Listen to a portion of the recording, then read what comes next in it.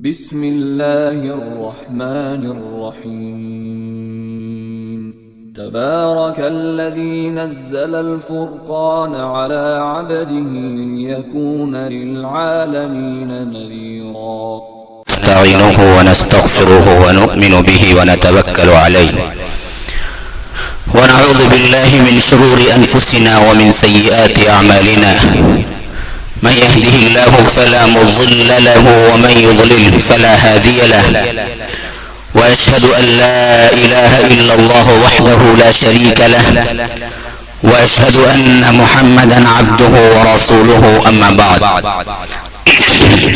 فإن خير الحديث كتاب الله وخير الهدي هدي محمد صلى الله عليه وسلم وشر الأمور محدثاتها وكل محدثة بدعة وكل بدعة ضلالة وفي رواية وكل ضلالة في النار فأعوذ بالله من الشيطان الرجيم بسم الله الرحمن الرحيم نون والقلم وما يسطرون ما أنت بنعمة ربك بمجنون وإن لك لأجرا غير ممنون وإنك لعلى خلق عظيم فتبصر ويبصرون بأيكم المفتون إن ربك هو أعلم بمن ضل عن سبيله وهو أعلم بالمهتدين فلا تطع المكذبين ودوا لو تدهن فيدهنون ولا تطع كل حلاف مهين هماز مشاء بنميم مناع للخير معتد أثيم عتل بعد ذلك زنيم أن كان ذا مال وبنين إذا تتلى عليه آياتنا قال أساطير الأولين سنسمه على الخرطوم اللهم أرنا الحق حقا وارزقنا اتباعه وأرنا الباطل باطلا وارزقنا اجتنابه اللهم علمنا ما ينفعنا وانفعنا بما علمتنا وارزقنا علما رب اشرح لي صدري ويسر لي أمري واحلل عقدة من لساني يفقه قولي برادران اسلام واجب الاحترام بزرگوں دوستوں عزیز ساتھیوں لائق احترام ماؤں اور بہنوں اللہ تبارک و تعالیٰ کا بے انتہا فضل احسان کہ اس نے ہمیں اس جمعہ کے خطبے میں جمع ہونے کی سعادت نصیب فرمائی لاکھوں کروڑوں درود و سلام ہو اس ذات اقدس پر جو تمام دنیا کے لیے رحمت للعالمین بن کے آئے جناب محمد رسول اللہ صلی اللہ علیہ وسلم پر میری گزارش یہ ہے کہ ذرا پہلے ہی جڑ کے بیٹھ جائیں آنے والوں کو تکلیف ہو رہی ہے اور جگہ یہاں پر خالی ہے صف میں جیسے بیٹھے ہیں اسی طرح ترتیب وار بیٹھ جائیں کھانے کے لیے نہ بیٹھیں جس طرح تحیات میں بیٹھتے ہیں ویسے بیٹھ جائیں گے تو زیادہ کیا ہے جگہ آئے گی آنے والوں کو تکلیف نہ ہوگی خاص کر جو بھی پہلے آتے ہیں ان لوگوں کے لیے کیا ہے ذرا ایڈجسٹمنٹ کر لینا چاہیے تو آج کا موضوع بحث جیسا کہ آپ لوگ جانتے ہوں گے اسلام میں اخلاق کی اہمیت اس موضوع پر میں نے آپ کے سامنے سورہ قلم جو کہ سورہ نون بھی کہلاتا ہے اس کی ابتدائی آیات میں نے پڑھی ہیں جس میں رب العالمین شہنشاہ کائنات ساتوں آسمانوں کے اوپر سے اس بات کی گواہی دے رہا ہے کہ اللہ کے رسول صلی اللہ علیہ وسلم اخلاقیات میں اگر کسی انسانی حیثیت سے ذات میں بلندتر ذات کوئی ہے اگلوں میں پچھلوں میں آنے والوں میں تہذیبوں میں تمدن میں مذاہب میں وہ صرف اور صرف آپ ہیں اللہ کے رسول صلی اللہ علیہ وسلم گواہی دینے والا کون ہے وہ ہے جو کبھی جھوٹ نہیں بولتا خطا نہیں ہوتی نسیان نہیں ہوتا بھولتا نہیں ہے غلطی نہیں ہوتی وما کان ربک نسیا، تیرا رب کبھی بھولتا نہیں ہے. فبأي حدیث بعدہ یؤمنون ومن اصدق من اللہ حدیثا ومن اصدق من اللہ قیلا، کہ اللہ سے سچی بات کرنے والا اور کون ہو سکتا ہے؟ اللہ تبارک و تعالی سے زیادہ حق بات کہنے والا اور کون ہو سکتا ہے؟ وہ شہنشاہ کائنات محمد الرسول اللہ صلی اللہ علیہ وسلم کے بارے میں اس بات کی گواہی دے رہا ہے کہ آپ سب سے بلند تر اخلاق پر فائز ہیں. انک لعلی خلق عظیم. لیکن اس سے پہلے چند آیات وہ ہیں جو عرب کے مشرکین آپ پر لعن طعن کے لیے کیا کرتے تھے. فرمایا نون، قسم ہے نون کی. ایک روایت یہ ہے کہ نون کا لغوی مطلب مچھلی ہے، تو اللہ نے یہاں پر مچھلی کی قسم کھائی ہے کہ قسم ہے مچھلی کی. اور اسی طرح صاحب النون حضرت یونس علیہ السلام کہلائے، جیسا کہ سورہ انبیاء میں آیا ہے کہ وَظَنُّونِ إِذْ ذَهَبَ مُغَاضِبًا فَظَنَّ أَن لَّن نَّقْدِرَ عَلَيْهِ فَنَادَى فِي الظُّلُمَاتِ، کہ مچھلی والے نے جب اللہ سے ایک طرح کا اعراض کرتے ہوئے غصے سے نکل گئے تو مچھلی والا کہا، ذنون کہا، تو وہ حضرت یونس علیہ السلام ہے جو کہ مچھلی کے پیٹ میں رہے. تو نون کا ایک مطلب یہ ہے کہ مچھلی، اور اس کے ساتھ ساتھ قلم کی بھی اللہ نے قسم کھائی ہے. والقلم وما یسطرون، قلم کی قسم ہے اور اس میں جو لکھا جاتا ہے اس کی بھی قسم ہے. کیا لکھا جاتا ہے؟ کون سے قلم کی ہے؟ حدیث میں آتا ہے کہ اللہ تبارک و تعالی نے کائنات میں سب سے پہلے جو پیدا کیا تھا وہ قلم کو پیدا کیا تھا اور کہا کہ لکھ. اس نے پوچھا کہ رب کیا لکھوں؟ کہا کہ مقادیر کل شیء، سب کے سب مقادیر، سب کے سب تقدیریں جو قیامت تک ہونا ہے، ہونے والا ہے، وہ سب کو لکھ. تو قلم نے لکھ دیا اور اللہ نے اس پہ مہر لگا دی، اور جو لکھ دیا وہی ہو رہا ہے. تو اس قلم کی بھی یہاں پر قسم کھائی گئی ہے، اور ساتھ میں ان نکلے والوں کی بھی قسم کھائی ہے جو ہمارے یہاں بیٹھے ہوئے ہیں، کرامن کاتبین، جو کہ تمہارے نامہ اعمال کو نوٹ کر رہے ہیں. ان دو بڑی قسموں کے بعد کہتا ہے کہ نون والقلم وما یسطرون ما انت بنعمت ربک بمجنون. اے اللہ کے رسول صلی اللہ علیہ وسلم، تمہارے رب کے فضل و کرم سے آپ دیوانے نہیں ہیں. کیا مطلب یہ ہے کہ جو لوگ آپ کو دیوانہ کہتے ہیں وہ تو دیوانے ہیں، لیکن آپ دراصل دیوانے نہیں ہیں. جو بھی آپ کہہ رہے ہیں وہ حق ہے، اور دیوانہ ہونا تو بہت دور کی بات ہے. آپ عام انسانیت میں کوئی عام انسان بھی نہیں ہیں، بلکہ فرمایا کہ ما انت بنعمت ربک بمجنون وان لک لاجرا غیر ممنون وانک لعلی خلق عظیم. اے اللہ کے رسول صلی اللہ علیہ وسلم، آپ کو ہم نے جو انعام دینا ہے، جو ثواب دینا ہے، جو جنت دینا ہے، وہ ایسا ہے جس کا اجر کبھی ختم ہونے والا نہیں ہے. اور آپ اخلاق کے سب سے بلند درجے پہ فائز ہیں، ذہین ہیں، فطین ہیں، اسی کے ساتھ ساتھ حکیم ہیں، اسی کے ساتھ ساتھ حلیم ہیں، اسی کے ساتھ ساتھ بردبار ہیں، اسی کے ساتھ ساتھ عقل کے اونچائی پر ہیں، اور اسی کے ساتھ ساتھ اخلاق ایسے ہیں آپ کے جس کی میں گواہی دیتا ہوں کہ کائنات میں کسی اور کے نہیں ہے.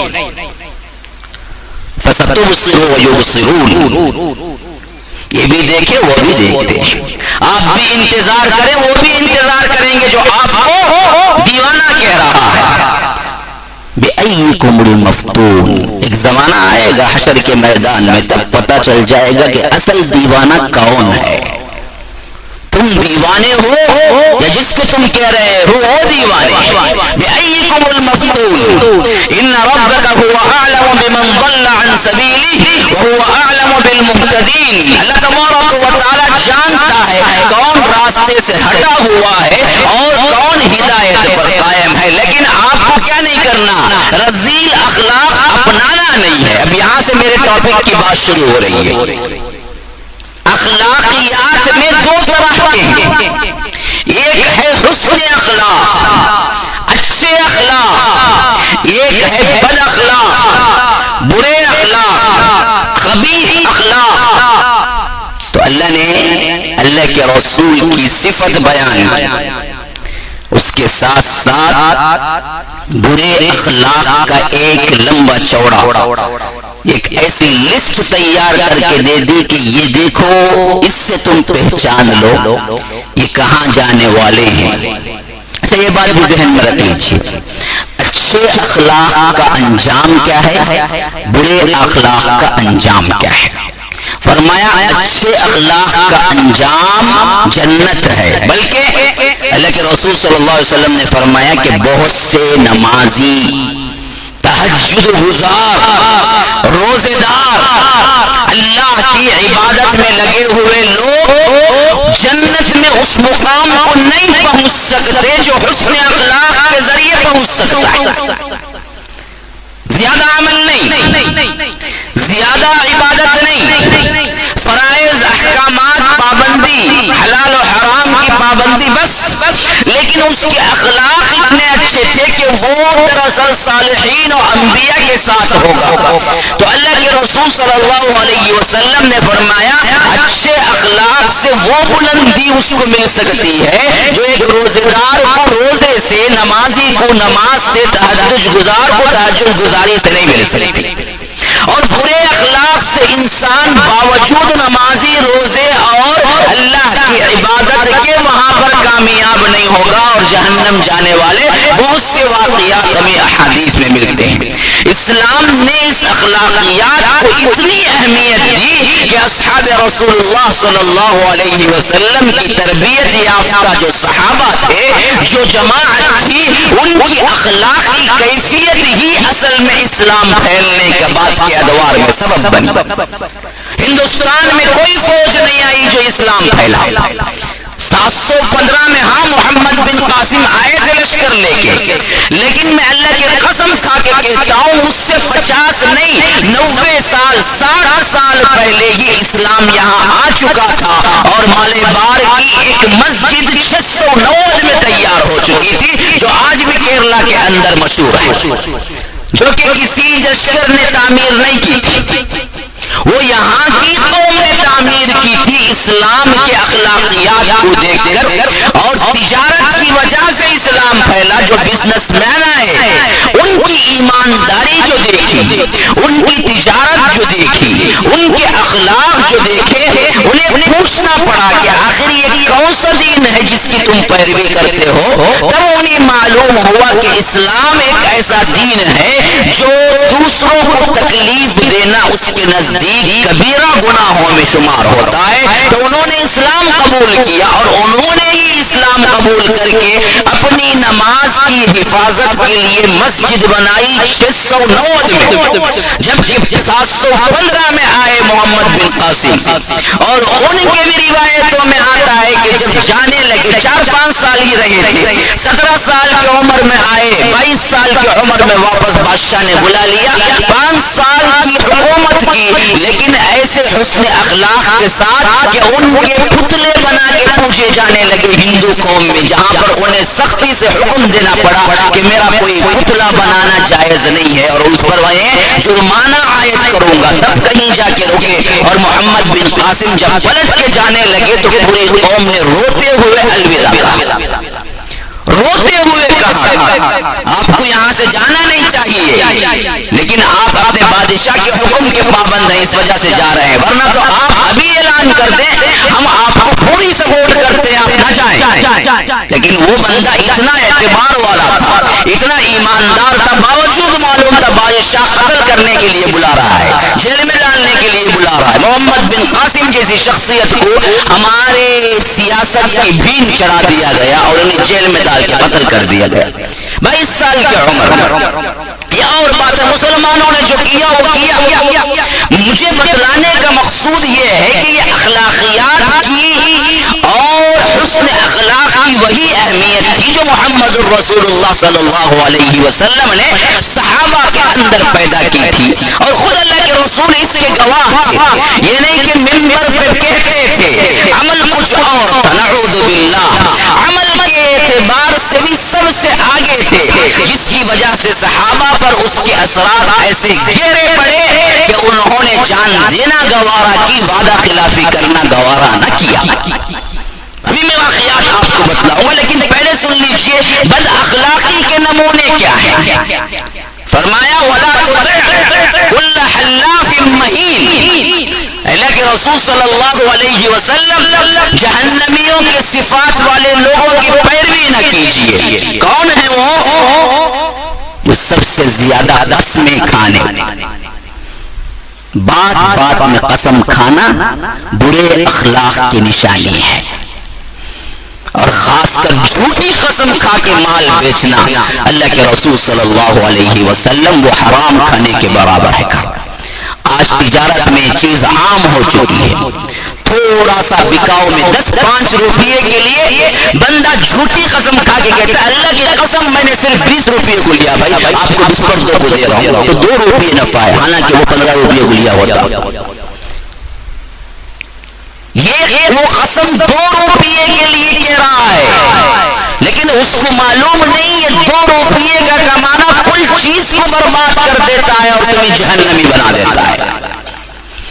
خاص کر جھوٹا خواب کہنا، اللہ پر تہمت، اللہ کے رسول صلی اللہ علیہ وسلم نے فرمایا جو جھوٹا خواب بیان کرے وہ دراصل اللہ پر تہمت، چپ کے اپنی بڑائی بتانے کے لیے، مجھے خواب میں اللہ کے رسول آئے، مجھے خواب میں فلاں چیز دکھائی دی، میں جنت میں سے، لوگوں کے لیے کیا ہے اپنے اعتماد کو بڑھانے کے لیے۔ خاص کر علماء بد کا ایک شیوا رہا سو، علماء سو جو ہے اپنی عوام میں دھاگ بٹھانے کے لیے کیا کرتے ہیں، طرح طرح کی باتیں خواب سے منسوخ کرتے ہیں کہ ہمارے خواب میں تو یوں آیا کرتے تھے، ہم تو کیا ہے روز اللہ کے رسول کو خواب میں دیکھتے ہیں، باتیں کرتے ہیں، فلاں کرتے ہیں۔ یہ سب چیزیں کیا ہیں؟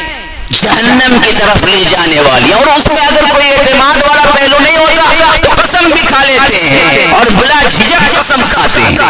یاد رکھیے قسم تو بہت کم کھانا چاہیے، اور قسم اس بات پر ہونی چاہیے جہاں پر اللہ اور دین کی بات ہو۔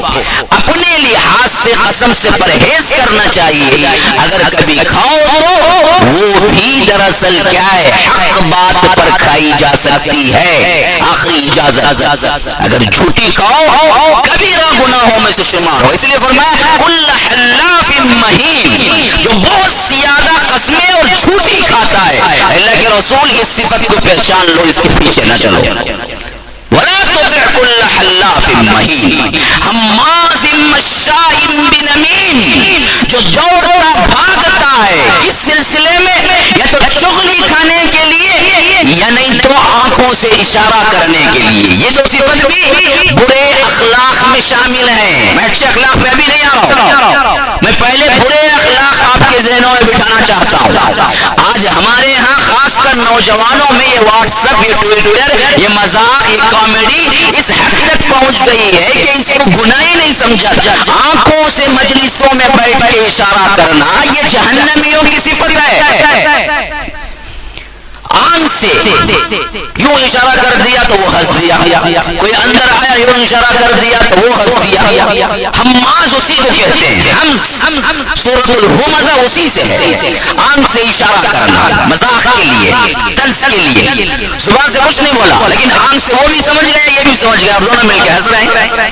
بندے کو شرمندگی ہو رہی ہے، پتہ نہیں وہ کیا بات ہے، وہ پہلے سے انڈرسٹینڈنگ ہوتی ہے، اسی سے حماز مبالغہ کا صیغہ ہے، بہت زیادہ کرنے والا، مشاء بنمیم، اور بھاگ دوڑ کرتا ہے کس کو؟ چغلی کے لیے، خاص کر اس کا پوائنٹ کیا ہوتا ہے؟ چغلی کے لیے۔ یہاں جاؤ اس جماعت میں کچھ باتیں سن لی، پھر یہاں سے تلاش کرتا ہے ان کے مخالفین کون ہیں، وہ ہیں، تو وہاں جا کے بیٹھتا ہے، پتہ ہے جی وہاں کیا باتیں ہو رہی تھی۔ میں دشمنی کے لیے نہیں بولتا بھائی، کیا کی سنا بولتا ہوں، کئی کو بولتا تو تبھی نہیں تو دشمنی پیدا ہوگی نا۔ یہ الگ وہ پر توڑا رکھتا ہے، میں لڑانے کے واسطے نہیں بولتا جی، لیکن بولتا ہوں اسے پتہ چل رہا ہوتا ہے۔ جب تجھے معلوم ہے اس سے لڑائی پیدا ہوگی تو بولتا کیوں ہے؟ خاموش رہے، دو فریقین، دو جماعت، دو افراد کے درمیان تم غصہ اور نفرت دلانے والی باتیں کرتے ہو تو یہ جہنمیوں کی صفت ہے جو کہ آج بہت عام ہو چکی ہے۔ اس مسجد کی کمیٹی اس مسجد سے نہیں ہوتی، اس جماعت کے لوگ اس جماعت سے نہیں ہوتا، یہ فرقے کے لوگ اس فرقے سے نہیں ہوتے، یہ لوگ یہاں کی کمیٹی وہاں کی کمیٹی، کیوں؟ 99.9% اس میں صرف امیج قائم ہوتا ہے، بدگمانی، ورنہ تو وہ بھی اچھے لوگ ہوتے ہیں، یہ بھی اچھے لوگ ہوتے ہیں۔ یہ درمیان میں چغلی کھانے والے جو ہوتے ہیں نا، ان کا مزہ بنتا ہے، وہ ادھر بھی گاتے ہیں ادھر بھی گاتے ہیں، دونوں کو دور رکھتے ہیں۔ اسی وجہ سے جب کوئی آپ کے خلاف میں کہتا ہے، اس کو کہنا کہ خلاف میں کس کا کہا گیا؟ میرا، تیرا کہا گیا؟ نہیں، تو خاموش بیٹھ، میں بات کر لوں گا ان سے، میری اچھی دوستی ہے، میں پوچھ لوں گا وہ کیوں بولے مجھے، مسئلہ ہی ختم۔ اگر آپ ان سے فون کر کے پوچھیں اور کہیں گے کیا مجھے ایسا کہا، وہ بولیں گے ارے نہیں جی، میں تو کہنے کا مطلب ہی کچھ اور تھا، شاید آپ کو غلط سنایا گیا۔ 90% مسائل حل ہو جائیں گے ہمارے، لیکن ہم کیا کرتے، جیسے ہی سنتے اس سے زیادہ غصہ کرتے، صحیح ہے ایسا بولا کی، پھر میں بولتا ہوں دیکھو سے انہیں جا کو بولتا، معلوم کیا انہوں کیا بولے، انہیں کیا سنایا وہ نہیں بولتا، خالی تمہیں کیا بولے وہ بولتا جا کو، معلوم کیا انہوں کیا بولے، وہاں سے ایک بہت بڑا مسئلہ پھر شروع ہو جاتا۔ تو یاد رکھیے یہ جہنمیوں کی صفت ہے، اسی وجہ سے اللہ تبارک و تعالی نے خاص طور پر قرآن میں ذکر کیا کہ اللہ کے رسول ان کے پیچھے نہ چلو، ایسے لوگ معاشرے کو برباد کر دیتے ہیں، ان کو نگاہ میں رکھو اور ان کو نکالو معاشرے میں سے۔ سوسائٹی میں اگر کوئی ہے، جماعت میں اگر کوئی ہے، وارن کیا جائے بھائی تیری یہ کیا ہے چغلی بہت بری ہے، اس کے بعد ہمیں رپورٹ نہ آئے، پھر کرے تو اس پر کیا ہے کوئی کارروائی کی جائے۔ حماز مشاء بنمیم مناع للخیر معتد اثیم، اور آپ دیکھو خود سے زیادہ خیر کے کاموں میں رکاوٹیں پیدا کرنے والا، منع سے مبالغے کا صیغہ ہے، منع روکنا، منع بہت زیادہ روکنے والا، جیسا رحمان بہت زیادہ رحم کرنے والا، مبالغے کا صیغہ ہے، مناع للخیر معتد اثیم، حد سے بڑا ہوا اور گنہگار، ہر چیز میں حد سے بڑھ جانے، مذاق کرو کوئی مذائقہ نہیں، کس حد تک کبھی کبھار کر لو، 24 آورس ہی مذاق بن جائے۔ بعضوں کی صورتیں ایسی ہوتی دیکھتے ہی مذاق شروع ہو جاتا ہے، کیوں اتنا مذاق کرتے، اور مذاق میں جھوٹ ہے سچ ہے کچھ نہیں، جو چاہے کہتے رہتے تاکہ کیا ہے لوگ ہنسے، حد سے بڑھ جانے والا، گنہگار، عتل، بیسار خور، عتل کا ایک معنی کیا ہے، سب سے زیادہ کھانے والا، کھاؤ کوئی رکاوٹ نہیں ہے، حد میں رکھ کے کھاؤ، اتنا مت کھاؤ کہ صرف جینا نہیں تمہارا کھانا بن جائے۔ کھانا ایسے کھانا ہے اس میں کیا ہو، کھانے کے لیے جینا نہیں ہے، جینے کے لیے کچھ کھا لینا ہے۔ اچھی طرح سمجھو میں جو کہہ رہا ہوں، کھانا ہی جینے کا مقصد نہیں بنا دینا ہے، جینا ہے، کھانے کے بغیر ممکن نہیں، ذرا کبھی کھا لیا، پیٹ بھر کے بھی کھاؤ کوئی مذائقہ نہیں، لیکن ہمیشہ یہ شرط نہیں کہ پیٹ ہی بھر کے کھا، جب بھی بیٹھو کم از کم کیا 2-3 مسلم مرغ تمہارے پیٹ میں چلے جائیں، ایسی کوئی بات۔ بعد ذلك زنیم، یہ بیسار خور بھی ہے، اس کے علاوہ کیا ہے بڑا نمک حرام بھی ہے اور خود حرامی بھی ہے، خاص کر مشرکین مکہ کی طرف کیا ہے باتیں منسوخ کی گئی جو اللہ کے رسول کے کام میں بڑی رکاوٹیں کرتے تھے، جن کے نسب میں بھی پرابلم تھا تو اللہ نے وہاں تک اشارہ کیا، بعد ذلك زنیم ان کان ذا مال و بنین، یہ سب کچھ وہ کرتا کیوں ہے، اس وجہ سے کہ اس کے پاس مال بھی زیادہ ہے، اولاد بھی زیادہ، یہ ترہ ہے اصل میں، مال کی زیادتی بذات خود خراب نہیں ہے، لیکن مال کی زیادتی پہ تناوٹی آ جائے تو یہ سب سے زیادہ بد اخلاق ہے۔ جتنا مال ہو اتنے جھکتے چلے جاؤ، دیکھو پیڑ کی مثال لے لو، جب تک درخت میں پھل پھول نہیں لگتے اور اس کے وزن نہیں بڑھتے درخت یوں کھڑا ہوتا ہے تن کے، لیکن جیسے ہی درخت میں پھل لگنا شروع ہو جاتا ہے درخت جھکنا شروع ہو جاتا ہے، اکڑتا نہیں ہے، جھک جاتا ہے۔ تو جہاں خالی ہے وہاں اکڑ ہوتی ہے، جہاں زیادہ اللہ نے نعمتیں دی وہ نعمت کے بار سے ہی انسان کو جھک اور اللہ کے آگے اور جھک جانا چاہیے، جیسے کہ اللہ کے رسول صلی اللہ علیہ وسلم کے چلن کے بارے میں آیا ہے، اللہ کے رسول یوں زمین پہ چلتے تھے گویا کہ کسی اونچائی پہ چل رہے ہیں۔ پتہ ہے آپ کو کوئی بندہ مجھے دکھائے تن کے اونچائی پہ چڑھ سکے. پیچھے الٹ کے گرے گا, کھوپڑی وغیرہ پھٹ جائے گی اس کی. اگر وہ اونچائی پہ چڑھنا ہوگا تو جھکنا ہی پڑے گا اس کو. اللہ کے رسول کا عام چلن زمین میں بھی یہی تھا. صحابہ بیان کرتے ہیں کہ ایسے چلتے تھے گویا کہ وہ اونچائی پہ چڑھ رہے ہیں, تو گویا کہ یوں سر جھکا ہوا ہوتا تھا, یوں سر جھکا ہوا ہوتا تھا. اللہ کے رسول جیسی شخصیت. جب فتح مکہ کے وقت مکے کے اندر اللہ کے رسول داخل ہوئے, 10,000 کا لشکر پیچھے اور ایک حکم پہ مر مٹنے والا لشکر, صحابہ جیسی شخصیتیں, اور اللہ نے فتح کھلے عام دے دیا تھا. جس کے چاہے گردن اڑا سکتے تھے اور جس کی چاہے گردن پہ تلوار رکھ کے منوا سکتے تھے. یہ پاور اس دن دیا تھا جب اللہ کے رسول صلی اللہ علیہ وسلم 8 ہجری میں مکے میں داخل ہوئے, جبکہ یہی 8 ہجری پہلے 8 سال پہلے اللہ کے رسول کو اتنا مجبور کیا گیا کہ اللہ کے رسول رات کے اندھیرے میں چھپ چھپاتے ابو بکر کے ساتھ نکلے تھے. واقعہ یاد کرو, 8 سال بعد واقعہ یاد کرو. اگر ایک عام انسان ہوتا اس کو کتنا غصہ ہوتا, وہ کیسے سلوک کرتا ان بدبختوں سے جنہوں نے اللہ کے رسول صلی اللہ علیہ وسلم کے خون کے پیاسے تھے اور اللہ کے رسول صلی اللہ علیہ وسلم کے قتل کی سازشیں کی تھی. لیکن ہوا کیا, اللہ کے رسول جب داخل ہوئے تو اکرام سے, اللہ کے رسول صلی اللہ علیہ وسلم جب داخل ہوئے تو احترام سے, اپنی تقدیس سے, اللہ کے رسول صلی اللہ علیہ وسلم کے اخلاق سے اپنا سر اتنا جھکا لیا کہ ابن عباس رضی اللہ عنہ کہتے ہیں کہ اونٹ کی جو کوہان ہے, جو کوہان ہوتی ہے اونٹ کی, اس سے اللہ کے رسول کا سر لگ گیا تھا. اتنا جھک گئے تھے. اللہ کی بارگاہ میں اللہ تیرا فضل ہے کہ آج مجھے مکہ فتح کر دیا. کھولی بڑائی اور اندر داخل ہو کے کہا کہ کیا سمجھتے ہو تم میرے بارے میں کیا سلوک کرنے والا ہوں, پتہ ہے تمہیں؟ یہ تھرا کے کانپ رہے تھے پورے اہل مکہ, جس میں بڑے بڑے سردار بھی تھے. ابو جہل کا بیٹا اکرمہ بھی تھا, ابو لہب کی بیٹی تھی, بیٹا تھا. سب نے کہا کریم ابن الکریم ابن الکریم, ہم تو آپ کو ایسے ہی جانتے ہیں کہ آپ کریم ہیں, آپ کے باپ کریم تھے, آپ کے دادا کریم تھے, ہمیں توقع ہے کہ آپ ہمارے ساتھ اچھا ہی سلوک کریں گے. لیکن کبھی بھی ان کے وہم میں گمان میں بھی نہیں تھا. سوچ رہے تھے قتل نہ کریں گے تو کم از کم جیل ہی ڈالیں گے, جیل نہ ہو تو کم از کم کچھ تو سزا تو ہوگی. لیکن اللہ کے رسول نے فرمایا میں تو وہی بات کہنے والا ہوں جو یوسف علیہ السلام نے اپنے بھائیوں سے کہا تھا, لا تثریب علیکم اليوم اذهبوا فانتم الطلقاء, تم پر کوئی ملامت نہیں, آؤ آج تم سب کے سب آزاد ہو. تم اپنی زندگی گزارو, تم ماں کے پیٹ سے آزاد ہوئے تھے, اب بھی تمہیں آزادی ہے.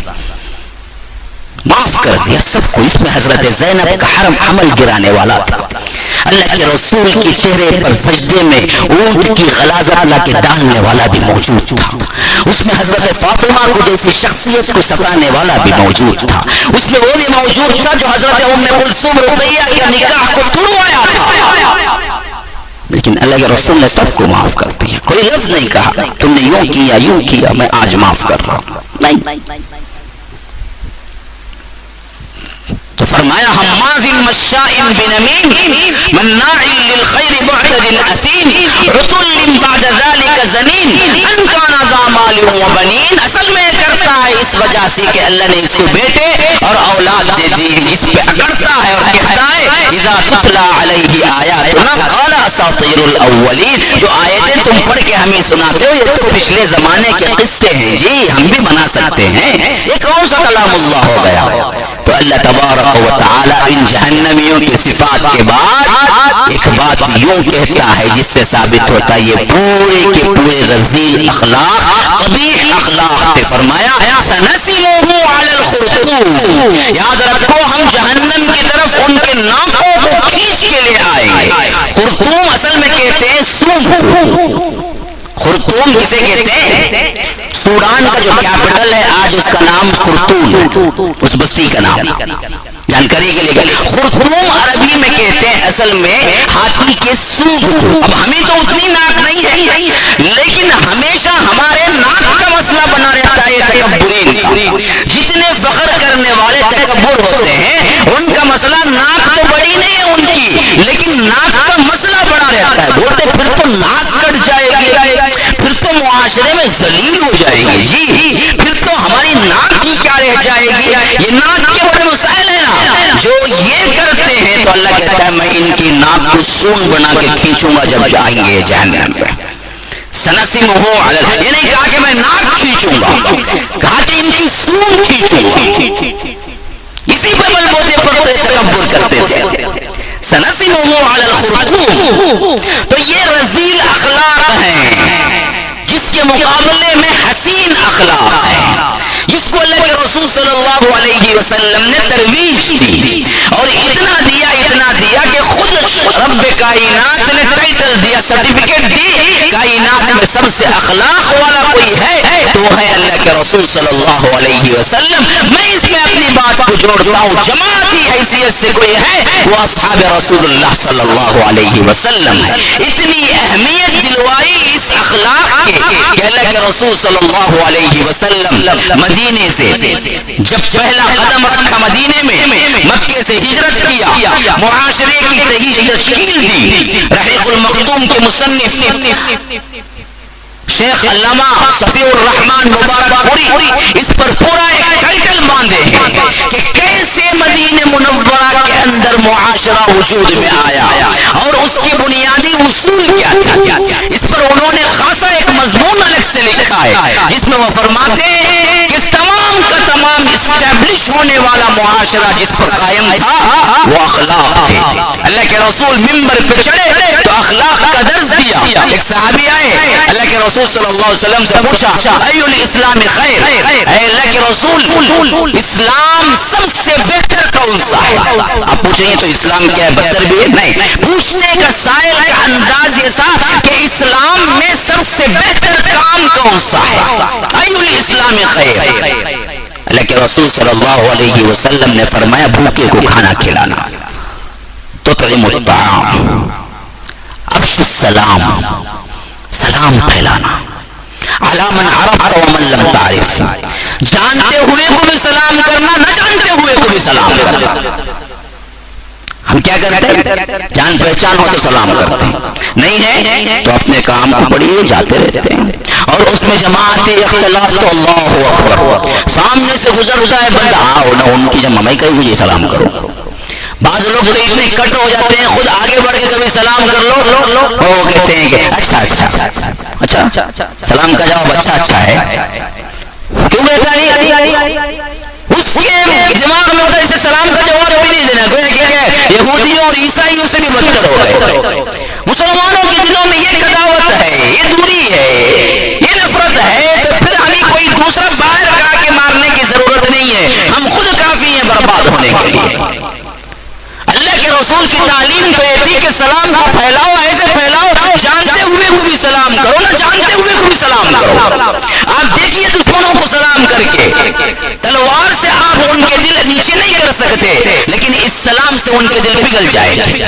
ایک مرتبہ اگنور کرے گا، دو مرتبہ کرے گا، تین مرتبہ کرے گا، آخر تو ہے انسان، جانور تو نہیں ہے، درندہ تو نہیں ہے، ایک نہ ایک دن دل بولے گا کہ یہ صحیح آدمی ہے. اتنی مرتبہ میں نے اگنور کیا، وہ اب بھی مجھے سلام کرتا ہے، اس سے بات کرنی چاہیے، محبت بڑھتی ہے. ہم تو کیا ہے ایک نظر میں اپنی نظریں پلٹا لیتے ہیں، ایک بات میں کہتے ہیں کہ ہمارے جنازے تک کو نہ آنا. یہ اخلاق ہے ہمارے. تو اللہ کے رسول نے فرمایا سب سے بہتر اسلام یہی ہے، کھانا کھلاؤ بھوکے کو، سلام پھیلاؤ، اور معلوم ہو نہ معلوم ہو اس کو سلام کرو. اللہ کے رسول صلی اللہ علیہ وسلم نے فرمایا جو کوئی کسی بھوکے کو ایک مرتبہ کا کھانا دے گا اللہ تبارک و تعالی اسے جنت کا پھل کھلائے گا. ایک مرتبہ کسی پیاسے کو پانی پلائے گا اللہ تبارک و تعالی اسے سلسبیل کی نہر سے پانی پلائے گا. سوشل سروس کے کام آج ہمارے ہاں بالکل محفوظ ہے. اس میں نام کمایا عیسائیوں نے، دوسرے نمبر پہ یہودیوں نے، تیسرے نمبر پہ غیر مسلموں نے، چوتھے نمبر پہ آئے گا جو ہمارا کچھ کام ہوگا. ورنہ تو ہمیں اس پر توجہ، کیونکہ ہمارے آپس کے لڑائی جھگڑے ہی ختم نہیں ہوتے، ہم عام انسانوں کی فلاح و بہبودی کے لیے کہاں سوچیں گے؟ اسی وجہ سے نام کیا ہے، یہ لوگ کچھ کرتے نہیں ہیں، ہم سو رہے ہیں. جبکہ سب سے زیادہ اللہ کے رسول نے اس پہ زور دیا، اس پہ زور دیا، حتیٰ کہ نبوت سے پہلے بھی اس پہ زور دیا. نبوت سے پہلے بھی اللہ کے رسول بھوکوں کو تلاش کر کے کھانا کھلاتے تھے، پیاسوں کو تلاش کر کے پانی پلاتے تھے، راہگزر جو بھی ملتا تھا اسے اپنا ستو پانی دے دیتے تھے، نبوت سے پہلے۔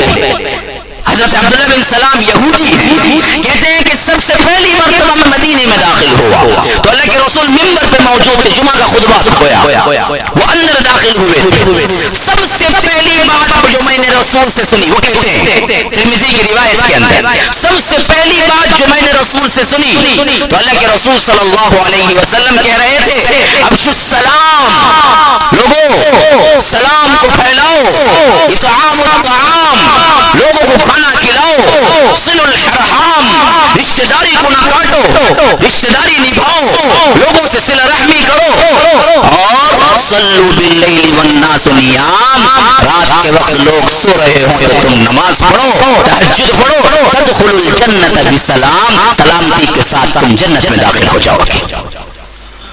یہ پہلا الفاظ ہے عبداللہ بن سلام یہودی، علماء میں سب سے چھوٹی کے عالم، یہی وہ بات تھی جو ان کے دل میں بیٹھی اور کہا کہ بادشاہوں کا یہ چہرہ ہرگز نہیں ہو سکتا، جھوٹے نبوت کے دعوے داروں کا چہرہ یہ نہیں ہو سکتا، اور اللہ کے رسول صلی اللہ علیہ وسلم کے ہاتھوں پہ اسلام قبول کیا سب سے پہلے۔ اسی طرح اللہ کے رسول صلی اللہ علیہ وسلم نے ہمیں حکم دیا وَلَا تَبَاغَضُوا وَلَا تَحَاسَدُوا وَلَا تَنَاجَشُوا وَكُونُوا عِبَادَ اللَّهِ إِخْوَانًا، لوگوں دیکھو آپس میں حسد نہ کرو، آپس میں بغض نہ رکھو، آپس میں کینہ کپٹ نہ رکھو، تم سب بھائی بھائی بن کے رہو، تمہارے لیے یہی ضروری ہے، اور مسلمان ایک مسلمان دوسرے مسلمان کا بھائی ہے، اور وہ مسلمان نہیں ہے جس کے ہاتھوں کسی دوسرے آدمی کو، مسلمان کو نہیں کسی دوسرے انسان کو بھی تکلیف پہنچے۔ اللہ کے رسول صلی اللہ علیہ وسلم نے فرمایا لا یؤمن احدکم حتی یکون ما یحب لنفسه، جو حتی یحب ما یحب لنفسه، جو کوئی بھی انسان اپنے لیے جو پسند کرتا ہے مسلمان وہی اپنے بھائی کے لیے پسند کرے، ورنہ وہ شخص مومن نہیں ہو سکتا، وہ شخص مومن نہیں ہو سکتا۔ حتی یحب لأخیہ ما یحب لنفسہ، جو کوئی اپنے لیے پسند کرے وہی اپنے بھائی کے لیے پسند کرے۔ تم اچھا رہنا چاہتے ہو اپنے مسلمان بھائی کو بھی سمجھو کہ وہ بھی اچھا رہے، تمہارے پاس کار ہونا تمہیں پسند ہے، تم دعا کرو کہ میرے بھائی پڑوسی کو بھی اللہ تعالیٰ کار دلوا دے، یہ نہیں کہ تم اتراؤ کہ میرے پاس کار ہے تیرے پاس سائیکل ہے۔ جو تم پسند کرو وہی پسند کرو اپنے مسلمان بھائی کو، نہ تم مومن نہیں ہو سکتے۔ لا یؤمن، فرمایا واللہ لا یؤمن، واللہ لا یؤمن، واللہ لا یؤمن، اللہ کی قسم وہ شخص مومن نہیں، اللہ کی قسم وہ شخص مومن نہیں، اللہ کی قسم وہ شخص مومن نہیں۔ صحابہ نے پوچھا لگا 3 مرتبہ اتنی شدت کے ساتھ آخر کون ہے وہ انسان؟ کہا کہ یہ پیٹ بھر کے کھائے اور پڑوسی بھوکا رہے، وہ شخص مومن نہیں، پیٹ بھر کے کھائے اور پڑوسی بھوکا رہے۔ کہا کہ خواہ تمہارے سالن میں کم ہو، تمہارے پاس سالن بھیجنے کے لیے نہ ہو تو زیادہ پانی ڈال کے شوربہ زیادہ کر لو، لیکن پڑوسی کو کچھ نہ کچھ دے کے بھیجو،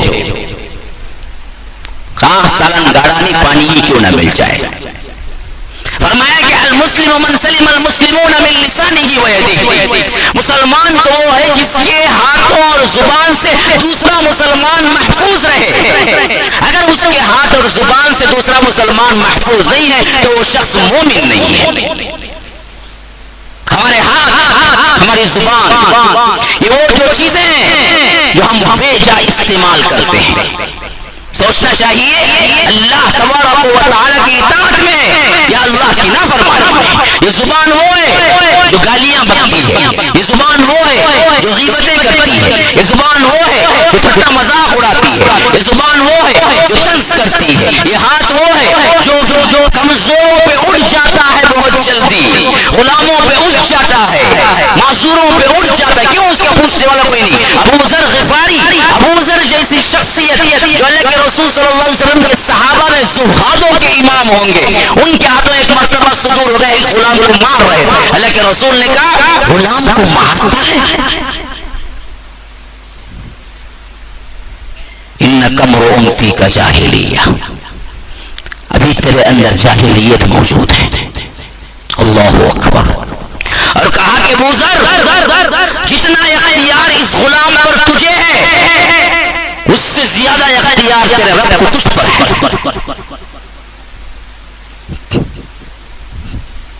چاہ تو اس سے زیادہ تجھے مار پڑ سکتی ہے. ابو ذر کانپ اٹھے, کہا کہ اللہ کے رسول میں تو آپ کے سامنے اس کو آزاد کر دیتا ہوں. پھر اس کے بعد ابو ذر کا حال یہ تھا کہ جتنا شاندار کپڑا وہ پہنتے تھے, ہر غلام کو اتنا ہی سب کے لیے لباس خرید کے دیتے تھے. اس کے اور اس کے, اللہ کے رسول کے, صحابی کے لباس کے اور غلام کے لباس میں کوئی فرق نہیں ہوتا تھا. لوگ پوچھتے تھے آپ کا اور یہ دونوں غلام کا لباس بھی ایک ہی ہے؟ کہتے تھے کہ اللہ کے رسول نے مجھے کہا دو کھاتے ہو غلاموں کو کھلاؤ, جو پہنتے ہو غلاموں کو پہناؤ. آج ہم اپنے ذرا سا ایک بندہ چھوٹ بڑا ہو جائے, اس کے نیچے چار آدمی آ جائیں, اس کی تن تناوٹ, اس کا گریب, اس کو آنا جانا, اس کی کیا ہے, جو کچھ بھی اللے تللے دیکھنے کے لائق ہوتے ہیں. کبھی آپ آقاؤں کے تحت کام کرنے والے لوگوں سے پوچھو تمہارے آقا کیسا ہے, پہلے گالی دے گا, پھر کہے گا کیا کرنا بھائی پیسے کے لیے اس کے پاس, ورنہ تو پکا گالی دیتے, بغیر گالی کے بات ہی نہیں کرتا. کتنے لوگوں سے سنا. اللہ کے رسول صلی اللہ علیہ وسلم نے اسی گالی کی نسبت فرمایا سباب المسلم فسوق وقتالہ کفر. مسلمان کو گالی دینا فسق ہے اور اس کو مار ڈالنا کفر ہے. گالی دینا فسق ہے, فسق گناہ ہے. یہی وہ فسق جو شیطان نے کیا تو شیطان بن گیا. فرمایا اذ قلنا للملائکۃ اسجدوا لآدم فسجدوا الا ابلیس کان من الجن ففسق عن امر ربہ. یہ جنوں میں سے تھا اور اپنے رب سے فسق کیا تو ہم نے اسے نکال دیا. شیطان بھی گناہ وہی فسق کیا تھا. تو اللہ کے رسول کہتے ہیں ایک مسلمان کو گالی دینا فسق ہے. سباب المسلم فسوق وقتالہ کفر. اس کو مار ڈالا تو کفر تک پہنچ جاتا ہے. تھوڑے تھوڑے باتوں میں ہم کیا ہیں ہاتھ اٹھانے کے لیے تیار ہو جاتے ہیں. اللہ کے رسول صلی اللہ علیہ وسلم نے یوں معاشرہ بنوایا, تم سب ایک عمارت کی طرح ہو. تمہارا جہاں کہیں بھی کچھ ہو رہا ہے, ظلم ہو, تکلیف ہو, مسلمانوں یاد رکھو وہ تمہارے جسم پہ ہونے کے برابر ہے. تم ان کے لیے دعاؤں میں یاد رکھو, کم از کم کچھ نہ ہو سکتا تو دعا کیا کرو. جیسے تمہارے لیے کہیں مار لگتا ہے, تمہارا آنکھ کا حصہ آنسو بہاتا ہے. زخم پیر میں ہے لیکن آنکھ آنسو بہاتی ہے. زخم پیر میں ہے, ہاتھ پھوڑی جاتا ہے کہ کانٹے کو نکال جائے. زخم پیر میں ہے, پورا جسم بخار سے تمتما اٹھتا ہے. اسی طرح کہیں بھی ہو کوئی بندہ مسلمان مار کھاتا ہے تو ہمیں احساس ہونا چاہیے کہ ہمارے جسم پہ مار ہو رہا ہے. فلسطین میں کتنے بندے, شام میں کتنے بندے میاں میٹ ہو رہے مسلمان, اور ہمارے اپنی اٹھان ہے. اٹھو بیٹی ناشتہ کرو, پیٹ بھر کے کھاؤ, شاموں میں سیر سپاٹے کو نکلو, کھاتے پیتے ہنستے بستے رہو. کہیں کچھ ہو رہا ہے, ہمیں کیا ہے اس سے لینا دینا نہیں. اللہ کے رسول نے فرمایا کل بنیان تم ایک عمارت کی طرح ہو. تمہیں احساس ہونا چاہیے, حساس دل نہ ہو پھر تو انسان انسان نہیں رہتا. ہاں بے حس دل سے کوئی نہیں ہوتا, اور یہ بے حس اس وقت اللہ تعالی کرتا ہے جب اللہ کی نافرمانی حد سے بڑھ جاتی ہے تو حس کو نکال دیتا ہے. ثم قست قلوبكم من بعد ذلك فهي كالحجارة او اشد قسوة. جب یہ لوگ اللہ کی نشانیوں کو دیکھ کر بھی ایمان نہ لائے اور اللہ کی اطاعت نہ کیے تو اللہ کہتا ہے ہم نے ان کے دلوں کو سخت کر دیا پتھروں کی طرح. نہیں, پتھر نہیں, پتھروں سے زیادہ ان کو سخت کر دیا. کیونکہ پتھروں میں بھی بعض پتھر ایسے ہیں جن سے اللہ کے ڈر سے پانی نکل پڑتا ہے. وَإِنَّ مِنَ الْحِجَارَةِ لَمَا يَتَفَجَّرُ مِنْهُ الْأَنْهَارُ وَإِنَّ مِنْهَا لَمَا يَشَّقَّقُ فَيَخْرُجُ مِنْهُ الْمَاءُ وَإِنَّ مِنْهَا لَمَا يَهْبِطُ مِنْ خَشْيَةِ اللَّهِ. پتھروں میں بھی بعض پتھر ایسے ہیں جو اللہ کے ڈر سے کبھی کبھی گر پڑتے ہیں, لیکن یہ پتھر سے زیادہ سخت ہو جاتا ہے. اللہ کے رسول کی احادیث لاکھ سناؤ, قرآن کی آیتیں لاکھ سامنے رکھو. کہتا ہے مولوی صاحب کا کام وہ ہے بھائی, انہوں بولتے چلتے وہ چلے تو کیسا ہوگا, ہم اپنی زندگی چلیں گے. ہم تو سنی ہیں, سنی بن گئے، سن کے سن ہو جانا، ہمیں کوئی اور پرواہ ہی نہیں ہے۔ بہت سے اس کان سے سنتے ہیں، اس کان سے نکال کے مسجد کے باہر ہی جھٹک کے نکل جاتے ہیں کہ بہت ہو گیا جی، اس کو ہم لے کے تو نہیں جا سکتے، یہی جھٹک دیتے ہیں۔ آج ہم نے اخلاق چھوڑا، دنیا کی ذلیل ترین قوم بن گئے۔ آپ کو معلوم ہے اللہ کے رسول نے اسلام کی تشبیہ ایک عمارت سے دی تھی، بنی الاسلام علی خمس، اسلام کی عمارت کی بنیاد کے پلر 5 ہیں اسلام کے، تو پلر 5 ہیں، تو معلوم ہوا عمارت ہے تو پلر آئیں گے نا، تو پلر تو 5 ہیں، دیواریں چھت کہاں گئی؟ دیواریں چھت پلاسٹرنگ پینٹنگ اخلاق ہے۔ جب یہ کل عمارت تھی تمہیں بلانے کی کوئی ضرورت نہ پڑتی تھی، بس عمارت دیکھتا تھا اتنی خوبصورت ہے، خود آ کے کہتا تھا کہ اللہ کے رسول میں اسلام قبول کرتا ہوں، عمارت اتنی خوبصورت ہے۔ آج ہم نے پلر کو پکڑ کے رکھ لیا، نہ ہمارے پاس دیواریں ہیں، نہ چھت ہے، نہ پلاسٹرنگ ہے، نہ پینٹنگ ہے، نہ کوئی، اور کہتے ہیں لوگوں کو آؤ آؤ، تو لوگ کہتے ہیں کہ غیر چھت کے کوئی عمارت بولتا ہے، ہم کہاں کے بیٹھیں گے؟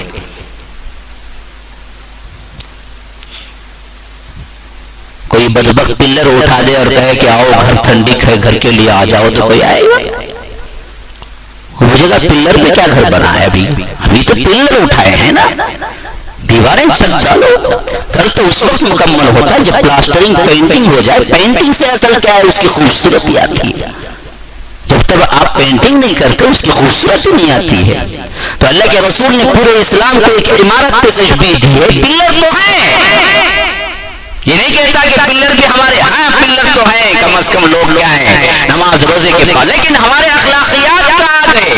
دیواریں کہاں گئی؟ چھت کہاں گیا؟ پینٹنگ کہاں گئی؟ خوبصورتی کہاں گئی؟ جب تک یہ تھا کسی کو بلانے کی ضرورت نہیں تھی۔ اسامہ بن وصال ایک صحابی ہیں، مسجد کے ستون سے بعد 3 دن کے بعد آ کے کہا کہ اللہ کے رسول میں اسلام قبول کرتا ہوں۔ کون سی دعوت ہوئی؟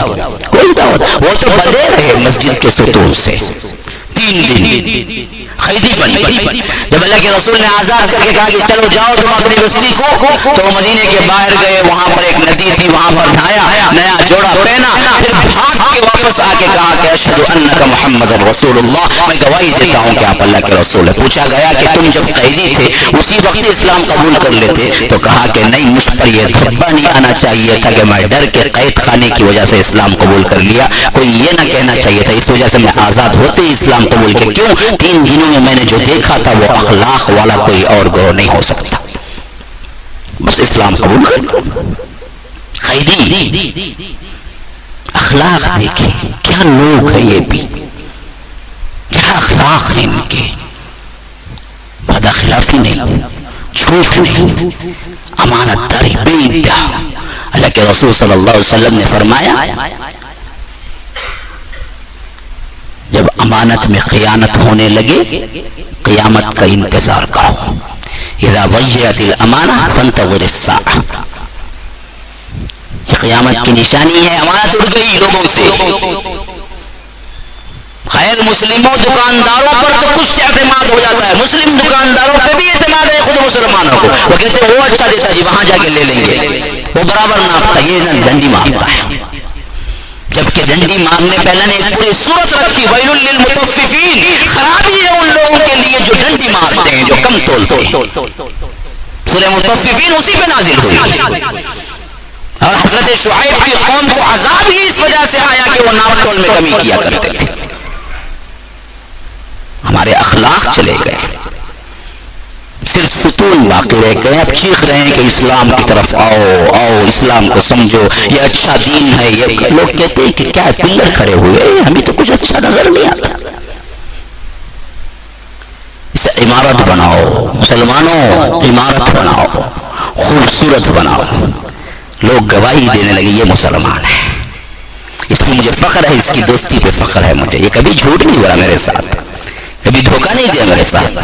وہ کوئی غیر مسلم ہی کیوں نہ ہو, یہ شہادت ہے. کیونکہ ہم دیکھتے ہیں اللہ کے رسول پر سب کچھ کہا گیا. دیوانہ بولے, مجنون بولے, رکاوٹیں ہوئی, لیکن کسی کی مجال یہ نہیں ہوئی کہ کسی دشمن نے اللہ کے رسول کو بد اخلاق کہا ہو.